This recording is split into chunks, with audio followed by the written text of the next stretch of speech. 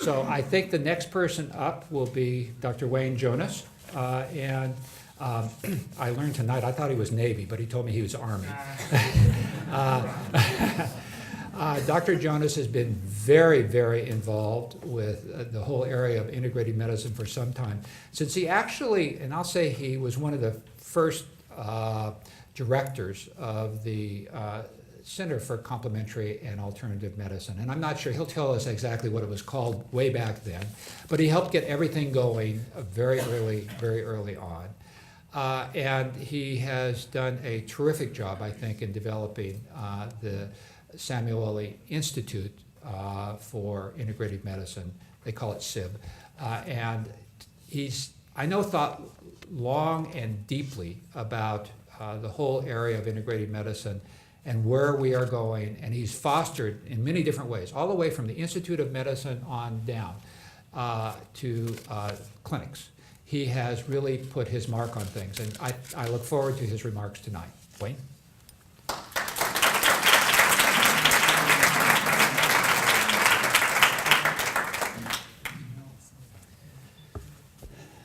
Thank you, John, very much, and congratulations on your next phase. I want to, this is great. This is a great showing. This is the first time I've been to this event, actually, so it's an honor to be here. I was asked to make a couple comments on the future of integrative medicine, and so I thought that maybe the best way to do that would be to talk a little bit about the context in which we get to the future. And to understand that, we should talk about a little bit about where we've come from and what we did in between, and then where we might be going, those areas. And so I thought the best way to do that was to talk about sort of the pre-John era, the John era, and then the post-John era. How about that? And it's kind of interesting, actually, if you look at other events.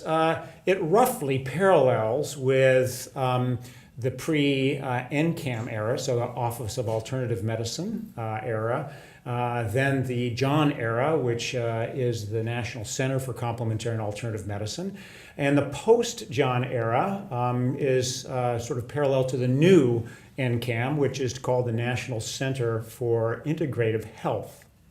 Interesting. They just changed their name at the NIH to do that, and we'll talk a little bit about that.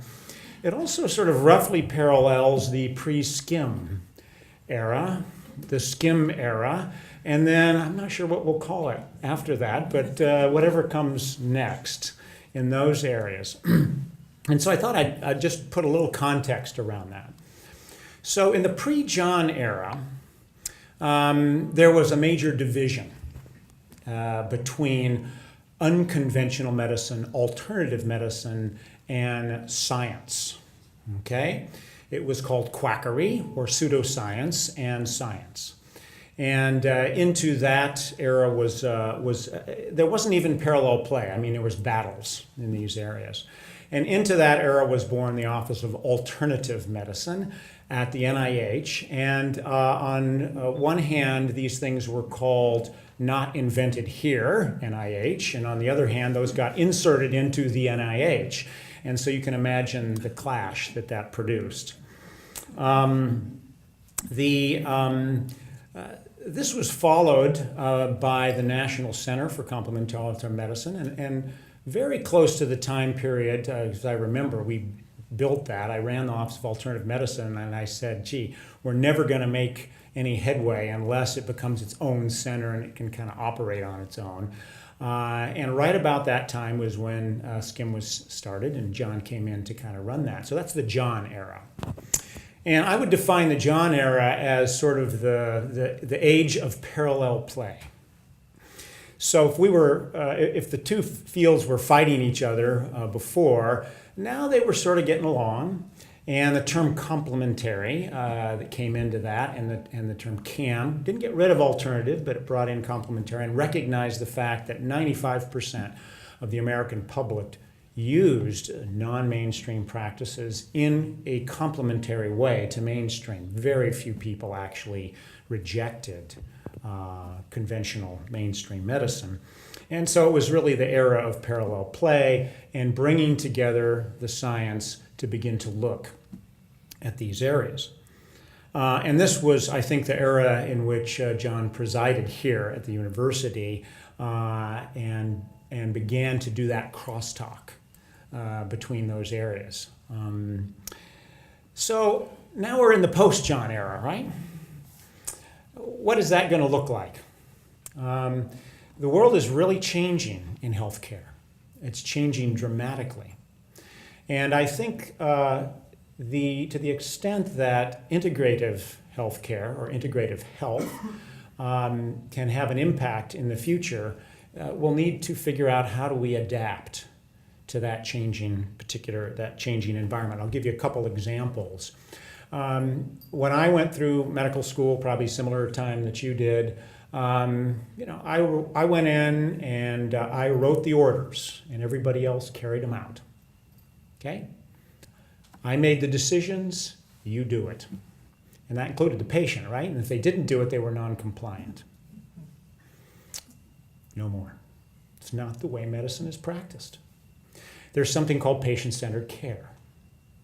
And that means the patient's desires, wishes, preferences, and needs are now foremost. And we haven't quite gotten there, but we're moving that direction, and there's huge movements within healthcare in general to move towards patient-centered care. Ironically, most of so-called complementary, now integrative medicine came because the patients wanted it, and it was brought in those areas. So this requires a very different type of practice. It requires team care.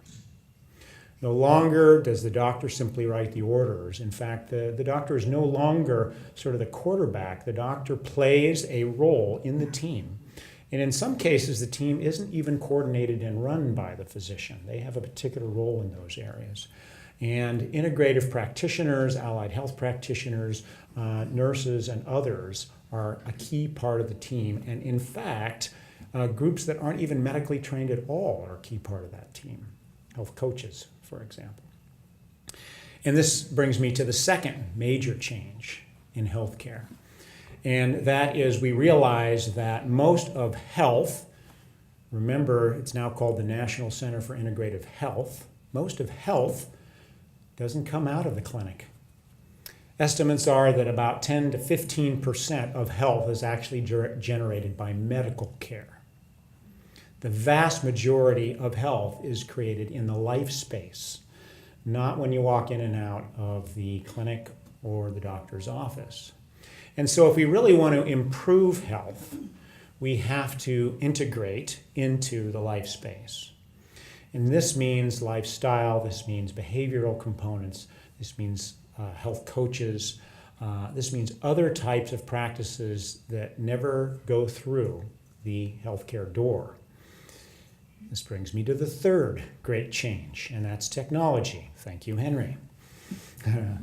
Technology is absolutely revolutionizing how we practice medicine.